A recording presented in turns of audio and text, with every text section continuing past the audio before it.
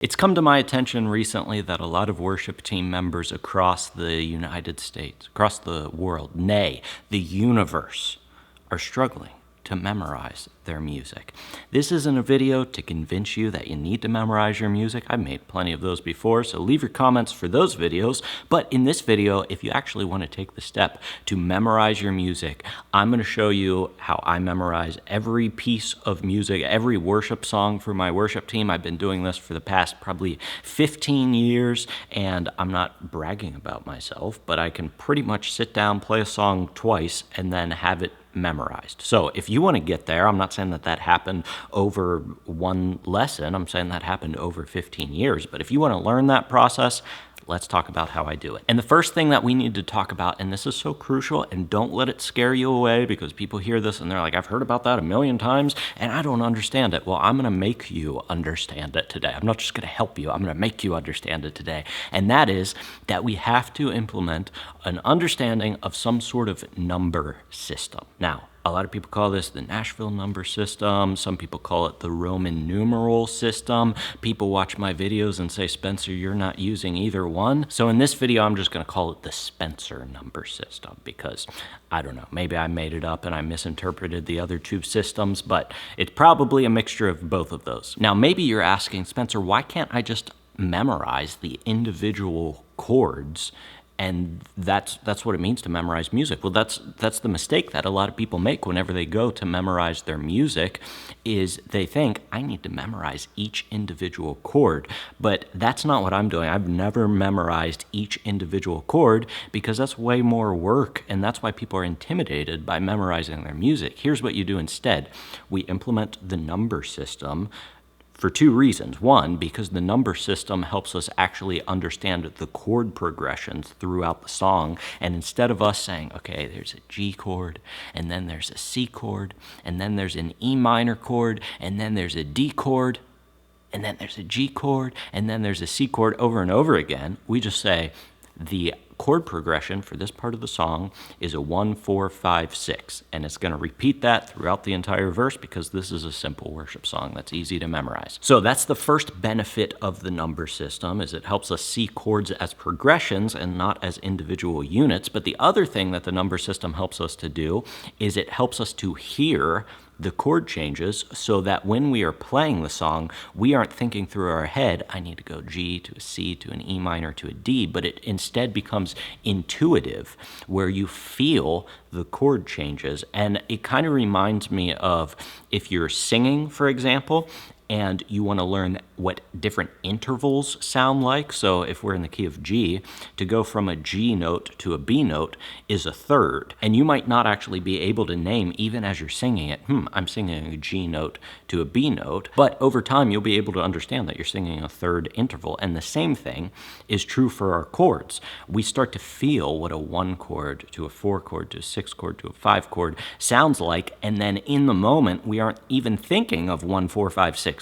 We're just feeling the song. So that's ultimately where you want to end up. And that's ultimately why I can memorize songs in a very short amount of time, is not just because I've learned the number system, but because I've learned to feel the chords of the songs and what those different progressions sound like and feel like. And as I'm playing through the song, I'm thinking, okay, this note is coming up in the melody next, and I know that the feel of the song sounds like this, and my fingers just automatically go to an E minor chord because I know that a 6 chord is coming up. And then just one more sort of ancillary benefit of this is that it allows you to transpose between keys instantly. And so that's not really the purpose of today's video, but this is a benefit of learning a number system. Now, all of that was head knowledge, and you're probably bored by that, so I hope you didn't click off the video yet. But let's get into what that actually looks like. I had to give you the benefits first to convince you why it was important. Now let's talk about how to actually do it. The number system is simply based on this. Whatever key you are in, you have to know the scale notes of that key, and then each scale degree gets a number. This is where it starts. So, for instance, in a second here, we're going to look at a song in the key of D. So let's start at the very bottom. We need to know the scale notes, the notes of a major scale in the key of D. So here they are. We have D, E, F sharp, G, A, B, C sharp, and then back to D. Now, very simply, all we do is we put a number to each of those scale notes, which become our scale degrees, is what it's calling. So D gets 1, E gets 2, so on and so forth, all the way up to 7 or 8, depending on where you stop. You don't really have to go up to 8 because 8 is just the scale repeating again. And now we need to take all of those scale degrees, which are at this point just notes, and we need to translate them, we need to turn them into chords. And there's really no super easy way to memorize this, but it's not that hard. Once you memorize it once, it applies to every single key. So this is what you have to understand. All of these different scale degrees have either a major or a minor chord associated with them, or the 7th chord is a diminished chord. But we never really play diminished 7th chords in worship music, so who cares? We don't need to understand that right now. All you need to know is major and minor chords. So here is which chord, which scale degree corresponds to which chord. A 1 is a major, a 2 is a minor, a 3 is a minor, a 4 is a major, 5 is a major, 6 is a minor, and then 7 is technically diminished, but throw that out because we never play a 7 chord. Now, think about what you know about the chords in the key of D. What chords do we typically play when we're in the key of D? Well, we play a D chord, we usually play a G chord, we play an A chord, and we typically play a B minor chord, and you might play an E minor chord in there as well. Now we can see that each of those chords correspond to a number of the scale degree and the type of chord that they are. So when you are in the key of D, what is the 1 chord? Think about it for a second. You're right, it's a D major chord. Now let's go to the 2 chord. What is a 2 chord in the key of D? It's an E minor chord. You can see it right there. Now, I'm going to ask you something slightly different. What is a 4 chord in the key of D? Take a look. Right, it's a G major chord, and the 5 chord is a chord, A major chord. And then what is a B minor in the key of D? You see it right there. It's a 6 chord, right? So have I demystified this for you? All we're doing is we're learning what key we're in, which if you don't know how to do that, that's something that you're going to need to learn. And then we're going to line up all the notes of that key, and then we're going to assign each of those a scale degree number, and then we're going to apply our major, minor, minor, major, major, minor pattern to that, and then we'll know every 1, 4, 5, 6, 2 and 3 and 7 chord as well. Now, before you get too intimidated with this, let me just tell you, you don't need to do this every time. You're not going to be doing this exact process from here into eternity. You're going to do it maybe 5 to 10 times for the next 5 to 10 songs that you learn, and then you're just eventually going to know the 1, 4, 5, 6, and 2 chord in the key of D, and you're not going to have to go through this whole process again. So my encouragement to you is the more you do it, the less work you're actually going to have to do. So just put in the work ahead of time, and then you will be able to use this to memorize your music. Now, that was the number system, but how do we take that and use it to memorize our music? Well, let's take a look at an actual example. This Sunday coming up, we're playing 10,000 Reasons at my church, and so let's see how I might use this number system to memorize 10,000 Reasons. So let's take a look at verse 1, because this is the most repetitive part of the chord progression, and I think it's going to be easy to understand. Let's apply the number system to verse 1. What chords do we have in verse 1? Well, we start off with a G, and then we go to an A, and then we go to a B minor. Second line, what do we do? G, D, A, B minor. Third line, what do we do? G, D, A, B minor. And then at the end, it changes up a little bit. We'll talk about that here at the end. So here's what the number system allows us to do. Instead of doing what I just did in my head, which once you actually hear that said out loud, you realize how ridiculously easy it is. You're like, these are literally just the same 4 chords over and over again. But whenever we implement the number system, it helps us memorize just the chord progression. So here's what I mean. Let's take the number system, apply it to those chords. What do we have in line number 1? What do we start with? We start with a G chord, which if we look at our handy dandy cheat sheet down here, what is a G chord? It is the 4 chord. Right. Now let's move to the next chord. What is it? It is a D chord, which a D chord in the key of D is a what number chord? a 1 chord. And then we have the A chord, which is the 5 chord, and the B minor chord is a 6 chord. We can see that on our chart. The 6th scale degree is a B note, and we know that the 6th scale degree is a minor chord. So we have a 4, 1, 5, 6 chord progression at the beginning. Now let's apply that same thing to the second line of the verse, and what do we have? We have the same chord progression.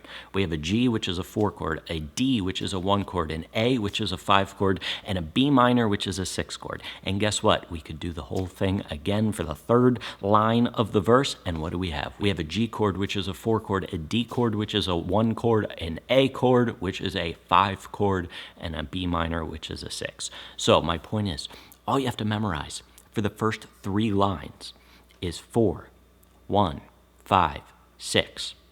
And that's it. We don't do it again and again. We just memorize the first 3 lines of verse 1 are 4, 1, 5, 6. And then if we want to take a look at the last line, what do we have? We have a G chord, which is a 4 chord, a D, which is a 1, an A, which is a 5, and then this is where it changes up just slightly. We're going to land on a D because we want to bring it home before we bring it into the chorus. And you're going to hear that difference now, and I don't want you to just think, okay, Spencer's landing on a D chord. I want you to hear what it feels like to land on a 1 chord.